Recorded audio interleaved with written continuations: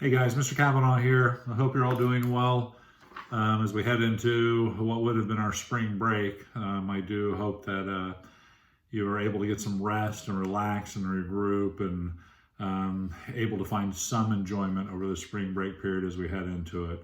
I know it's not where we wanted to be, but we will just make the best of it and move on. So we'll get through this. We will. Hey, I want to continue on some notes.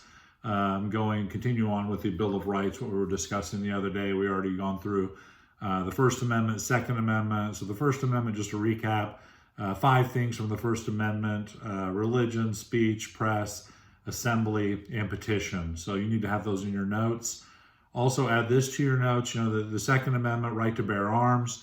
And remember the 2 court cases. You should have the McDonald versus Chicago and the Heller case in your notes as well. Those are the 2 landmark decisions that incorporate the Second Amendment to us at the states, giving us the right to bear arms. However, I did ask some questions that we would have debated or done a 4 corners on.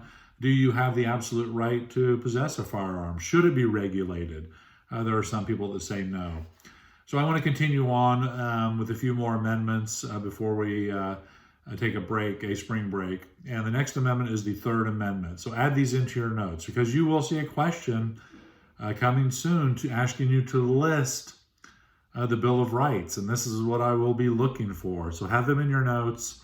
I'm not requiring confirmation the rest of this week, but I'll look for confirmation that you have them in your notes sometime after break. So the next amendment is the Third Amendment to the Constitution. And what the Third Amendment deals with is the quartering of troops. It talks about not having to quarter troops in your home during various times. But a lot of people overlook also that what the amendment dealt with, that going back to colonial times, that colonists in some cases had to provide not just troops staying in your home, but the citizenry having to provide barracks or building housing or providing other housing and accommodations for soldiers. But the Third Amendment deals with no quartering of troops in your home, quarters. When you get in trouble, mom and dad, they don't say go to your room, they say go to your quarters. Okay, they say go to your room. But add this into your notes, Third Amendment to the Constitution, no quartering of troops. So have that in your notes, please. Third Amendment to the Constitution, no quartering of troops or providing troops with barracks, living accommodations, or food, things of that nature. Have that in your notes, please. Next, moving on to the next amendment. Fourth Amendment to the Constitution, which many of you are aware of, deals with what's called search and seizure. The amendment talks about having a warrant, specific places to be searched within that warrant. So Fourth Amendment, I want you to have in your notes, search and seizure. Search and seizure.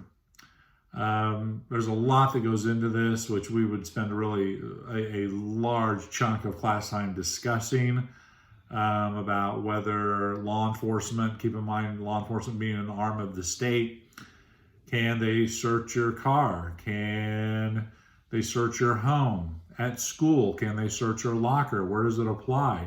Keep in mind at our school, your rights are very limited. Most of these rights only apply to public schools. And us being a public or private institution, your rights are very limited regarding what can be searched and what cannot without your permission or your parents' permission.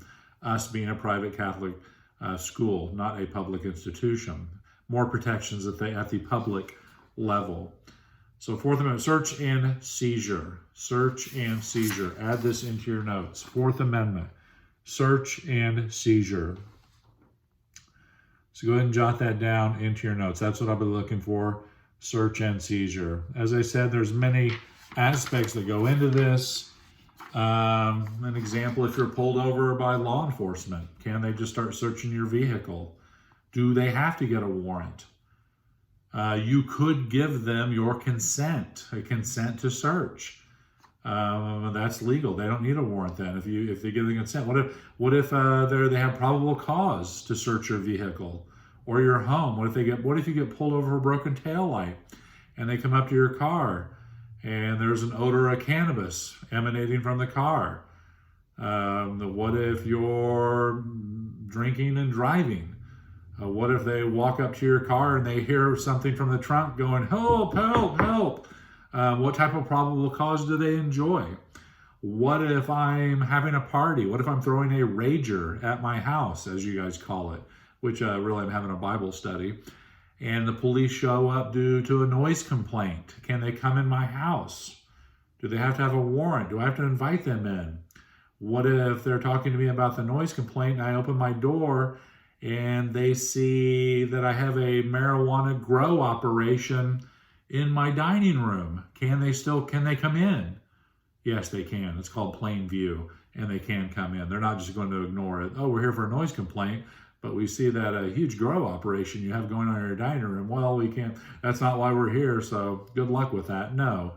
We could dig deep into this search and seizure, having a warrant, not having a warrant, probable cause, reasonable suspicion.